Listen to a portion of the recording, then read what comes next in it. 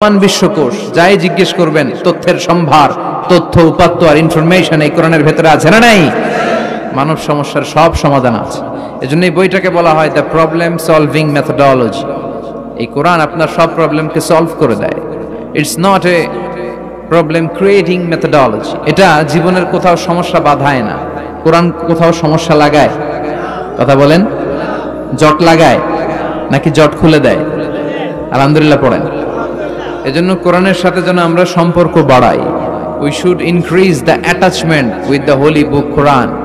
যতই সম্পর্ক বাড়াবেন আপনার মর্যাদা বাড়াবে কে? সম্মানিত ভাইরা, খেয়াল করে বুঝবেন, সাইয়েদনা জিবরিল আলাইহিস সালাম এই কোরআন নিয়ে পৃথিবীতে এসেছিল, তাই তিনি হয়েছেন শ্রেষ্ঠতম ফেরেশতা। রমাদান আল মুবারকে আল্লাহ তাআলা এই কোরআনকে নাজিল করেছে, তাই রমাদান হয়েছে শ্রেষ্ঠতম মাস।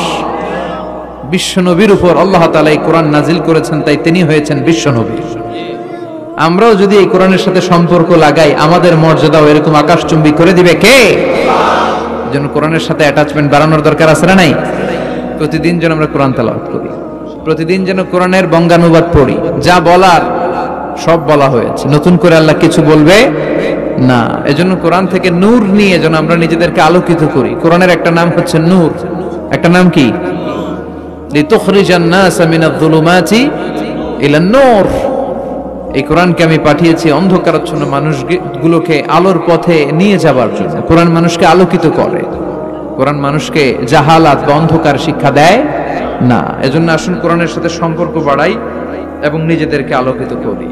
আর এই কোরআনের যেখান দিয়ে আমরা কথা শুনি না কেন, বরকত আছে না নাই? লা তুহসা আজাইবুহু ওয়ালা তাবলা গরাইবুহু ফিহি মাসাবিহুল হুদা ওয়া মানারুল হিকমা। কোরআনের আশ্চর্যান্বিতার কোনো শেষ নাই, কোনো শেষ নাই। যতই পড়বেন ততই আশ্চর্য হবেন। সুবহানাল্লাহ পড়বেন না? ওয়ালা তাবলা গরাইবুহু, এটা কখনো পুরাতন হবে না, জীর্ণ শীর্ণ হবে না। সূরা ফাতিহা যারা আমরা পড়েছি লক্ষ লক্ষ বার, যাদের বয়স 50 কিংবা 60, কত লক্ষ বার সূরা ফাতিহা পড়েছি, কোনো হিসাব আছে? তারপরেও কোনোদিন কি মনে হয়েছে যে সূরা ফাতিহাটা পুরান পুরান লাগে? 60 বছর ধরে সূরা ফাতিহা দিয়ে শুরু করছি নামাজ, কালকে থেকে কুল হুয়াল্লাহ দিয়ে শুরু করব, এরকম কেউ বলে? কোরআন পুরান লাগে? চির নতুন, এভারগ্রিন, সবুজ, চির সবুজ, চির নতুন। এটা কখনো পুরাতন হয় না। ফিহি মাসাবিহুল হুদা, কোরআনে আছে হেদায়েতের মশাল, ওয়া মানারুল হিকমা, আর কোরআন হচ্ছে বিজ্ঞানের সুউচ্চ মিনার। কোরআনের ভিতরে বিজ্ঞানের তথ্য উপাত্ত আছে না নাই?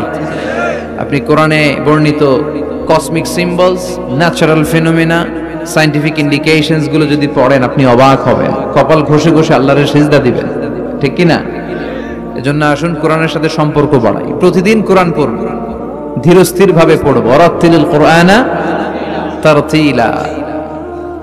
আনাস রাদিয়াল্লাহু তাআলা আনহুকে জিজ্ঞেস করা হলো, আনাস, আল্লাহ রাসূলের কাইফা কানা কিরাআতু রাসূলিল্লাহ, আল্লাহ রাসূলের কিরাত কেমন ছিল? তিনি বললেন, কানাত মাদ্দান, আল্লাহ রাসূল সাল্লাল্লাহু আলাইহি ওয়াসাল্লাম টেনে টেনে তেলাওয়াত করতেন, টেনে টেনে তেলাওয়াত করতেন। এই যে একটু আগে তেলাওয়াত হচ্ছিল সূরাতুল মুলকের, কত সুন্দর টেনে টেনে সে পড়েছে। এইভাবে বিষ্ণু সাল্লাল্লাহু আলাইহি ওয়াসাল্লাম টেনে টেনে পড়তেন। উম্মে সালামা রাদিয়াল্লাহু তাআলা আনহাকে জিজ্ঞেস করা হলো, কাইফা কানাত কিরাআতু রাসূলিল্লাহ ইয়া উম্মুনা, ইয়া উম্মানা, আমাদের মাতা, আমাদের প্রিয় নবীর তেলাওয়াত কেমন ছিল? উম্মে সালামা বললেন, কানা রাসূলুল্লাহ ইয়াকাত্তিউ বাইনা কিরাআতিহি আয়াতান আয়া, আল্লাহ রাসূল সাল্লাল্লাহু আলাইহি ওয়াসাল্লাম এক আয়াত এক আয়াত করে থেমে থেমে কোরআন তেলাওয়াত করতেন। পড়েন সুবহানাল্লাহ। এক আয়াত পড়তেন, থামতেন, আবার আরেক আয়াত শুরু করতেন, আবার আরেকটা আয়াত পড়তেন, আবার থামতেন, আরেক আয়াত শুরু করতেন। প্রতিটা অক্ষর, প্রতিটা উচ্চারণ কেটে কেটে দেখা যেত, বোঝা যেত। চিল্লায় পড়েন আল্লাহু আকবার। আর আমাদের তেলাওয়াতের কি অবস্থা? তারাবির নামাজের কি অবস্থা? আমাদের মেটন ঘরের কি অবস্থা? জাপানের বুলেট ট্রেন ফেল, ঠিক কিনা? কোন দিক দিয়ে আযাবের আয়াত যায়, কোন দিক দিয়ে জান্নাতের আয়াত যায়, কোন দিক দিয়ে সূরা ইয়াসিন গেল, কোন দিক দিয়ে আর রহমান গেল, কোথায় সূরা ইউসুফ গেল, কেউই টের পায় না। রুব্বা খারিলিল কুরআন ওয়াল কুরআনু ইয়ালআনুহু, কোরআনের অনেক কারি আছে, তেলাওয়াতকারী আছে, আবৃত্তিকারী আছে, যাদেরকে কোরআন রহমত, মার্সি এন্ড ব্লেসিংস না দিয়ে গজব দেয়, লাআনত দেয়। আল্লাহ ওই ধরনের তেলাওয়াত থেকে তুমি আমাদের বাঁচাও। আমরা আজকে সূরাতুল জুমুআহ থেকে কিছু কথা শুনবো ইনশাআল্লাহ। পড়ে আল্লাহ পবিত্র কোরআন আল কারীম 114টা চ্যাপ্টার দিয়েছে আমরা জানি। এর মধ্যে একটা চ্যাপ্টার আল্লাহ দিয়েছে একটা দিনের নাম, শ্রেষ্ঠতম দিন। আমরা এটারে শুক্রবার বলি, আসলে বলা উচিত জুমাবার। কি বার? জুমাবার। সূরাটার নাম হচ্ছে সূরাতুল জুমুআহ। আমার সাথে সাথে বলেন সূরাতুল জুমুআহ। সবাই বলেন সূরাতুল জুমুআহ। অনেকে বলে ফেলে জুমা। জুমা আসলে আরবিতে শুদ্ধ উচ্চারণটা হচ্ছে জুমু আহ, সূরাতুল জুমু আহ। এই সূরাতে দুইটা রুকু আছে, আমরা দ্বিতীয় রুকু থেকে কথা শুনবো। এই সূরাটা মাদানী সূরা। কি সূরা? সবাই বলেননি এই সূরাটা কি সূরা? এই সূরাটি হচ্ছে আল কোরআন আল কারীমের ধারাক্রম অনুসারে 62 নাম্বার সূরা। কত নাম্বার? এই সূরার আয়াত সংখ্যা 11। আয়াত সংখ্যা। আচ্ছা, এবার আমি প্রশ্ন করি, আপনারা উত্তর দেন। বলেন তো কোরআনের সূরার যে ধারাক্রম এই অনুসারে এই সূরাটা কত নাম্বার সূরা? মাশাআল্লাহ। এই সূরার আয়াত সংখ্যা। এই সূরাটি মাক্কি সূরা। হ্যাঁ, মনে থাকবে? এই সূরার দ্বিতীয় রুকুর আলোকে আমরা একটু করে জানবার চেষ্টা করব what is the significance of জুমা ডে। জুমার দিনের তাৎপর্য কি, মহিমা কি, ইম্পর্টেন্স কি, গুরুত্ব কি, এবং আমাদের করণীয় ও বর্জনীয় কি, ইনশাআল্লাহ পড়েন। তার আগে আমরা status of the day of জুমা, জুমার দিনের মর্যাদা সম্পর্কে কিছু কথা শুনবো, ইনশাআল্লাহ পড়েন। এই জুমার দিনকে বিশ্বনবী সাল্লাল্লাহু আলাইহি ওয়াসাল্লাম ঈদের দিন বলেছেন। কিসের দিন? বিশ্বনবী সাল্লাল্লাহু আলাইহি ওয়াসাল্লাম তাবারানির বর্ণনায় বললেন হাযা ইয়াউমুন জাআলাহুল্লাহু লাকুম ঈদান। এই জুমার দিনটা এমন দিন যে দিনটাকে আল্লাহ তাআলা তোমাদের জন্য ঈদের দিন বলে অ্যানাউন্স করেছে। এটা ঈদের দিন, এটা খুশির দিন, এটা আনন্দের দিন। এজন্য জুমার দিনে আমরা একটু আনন্দ খুশি করি না? আনন্দ খুশি করি, এটা করা সুন্নাহ, কারণ এটা ঈদের দিন। আল্লাহ তাআলা এটা এই দিনটাকে আমাদের জন্য ঈদের দিন হিসেবে ঘোষণা করেছেন। সুন্নাতুল্লাহি ফিত তাফদীল। এই পৃথিবীতে আল্লাহর একটা সুন্নাত হচ্ছে আল্লাহ এক এক জিনিসের উপর এক এক জিনিসকে প্রাধান্য দেন। ফাদ্দালা জামানান আলা জামান কামা ফাদ্দালা মাকানান আলা মাকান ওয়া ইনসানান আলা ইনসান। বিশ্বনবী ব্যক্তির উপর ব্যক্তিকে প্রাধান্য দেন। বিশ্বনবীর যে স্ট্যাটাস, গোটা বিশ্বের কারো এই স্ট্যাটাস আছে? সুবহানাল্লাহ কইবেন না? As a father, as a teacher, as a lawgiver, as a lawmaker, as a philosopher, as a commander, as a messenger, Muhammad is the superman of the world. স্বামী হিসেবে, নেতা হিসেবে, নবী হিসেবে, দার্শনিক হিসেবে, আইন প্রণেতা হিসেবে মুহাম্মদ সাল্লাল্লাহু আলাইহি ওয়াসাল্লাম হচ্ছেন গোটা বিশ্বের একজন সুপারম্যান। সুবহানাল্লাহ পড়েন। এই সুপারম্যানের সাথে পৃথিবীর কারো কোনো তুলনা হতে পারে? বিশ্বনবীর সাথে কারো কোনো কম্প্যারিজন হতে পারে? He is out of any kind of comparison. অসাধারণ ব্যক্তিত্ব। তিনি মানুষ কিন্তু অসাধারণ মানুষ। তিনি মানব কিন্তু তিনি মহামানব। চিল্লায় বলেন ঠিক কিনা? তাহলে ফাদ্দালা ইনসান আলা ইনসান। বিশ্বনবীকে আল্লাহ তাআলা সব নবীদের উপরও প্রাধান্য দিয়েছেন। তিনি শুধু আমাদেরই নবী নন, তিনি নবীদেরও নবী। তার মানে ব্যক্তি ব্যক্তিতে পার্থক্য আছে না নাই? তারপরে রব্বুল আলামিন এই জমিনের বুকে এলাকার উপর এলাকাকে প্রাধান্য দিয়েছেন। গোটা বিশ্বের মধ্যে সবচাইতে দামি শহরের নাম হলো মক্কা শহর। ঠিক কিনা? মক্কা শহরের সমতুল্য মর্যাদা পৃথিবীর আর অন্য কোন শহরের আছে? আবার রব্বুল আলামিন সময়ের উপর সময়কে প্রাধান্য দিয়েছেন।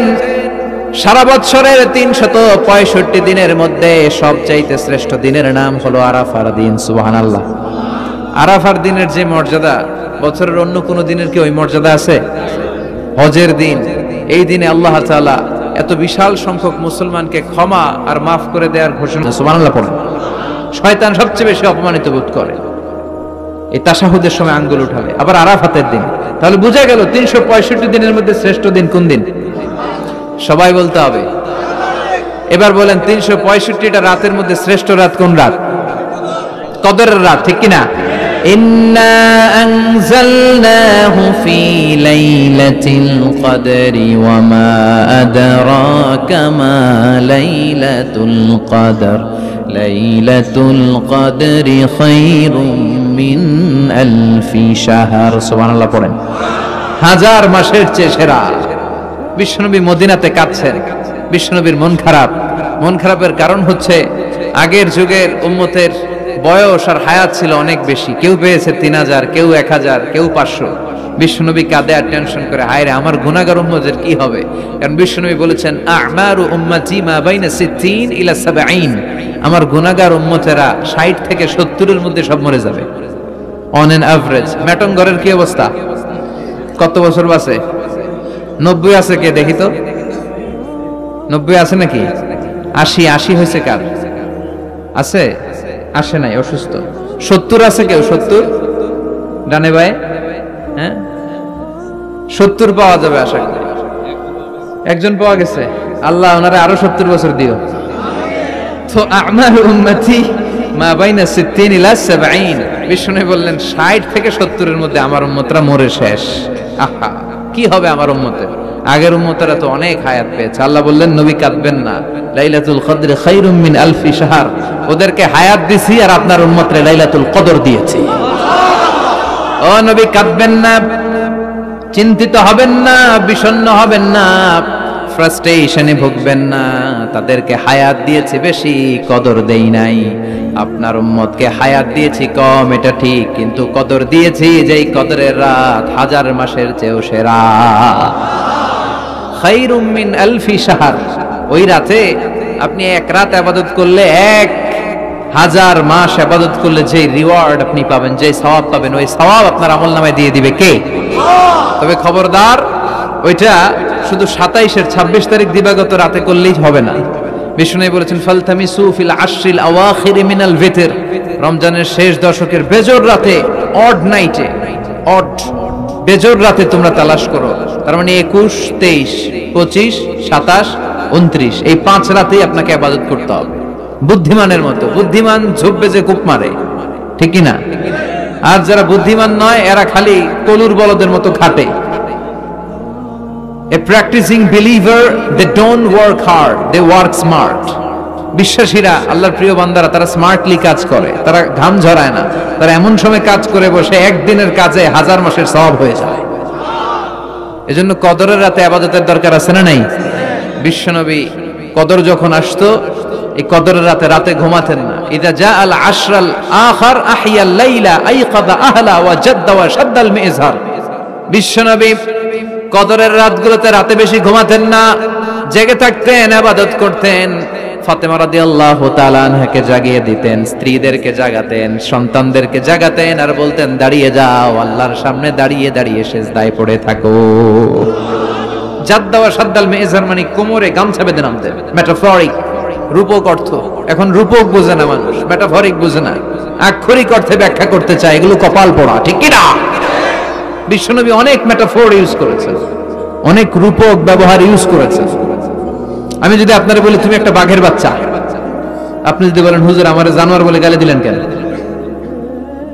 আপনি যদি বলেন আপনি আমারে জানোয়ারের সাথে তুলনা করলেন, আমি তো আপনার জানোয়ার বলি নাই, আমি আপনাকে বাঘের যেমনি শৌর্য বীর্য আছে, power and strength and energy আছে, ওইটার সাথে আমি কম্পেয়ার করে আপনাকে বলেছি বাঘের বাচ্চা।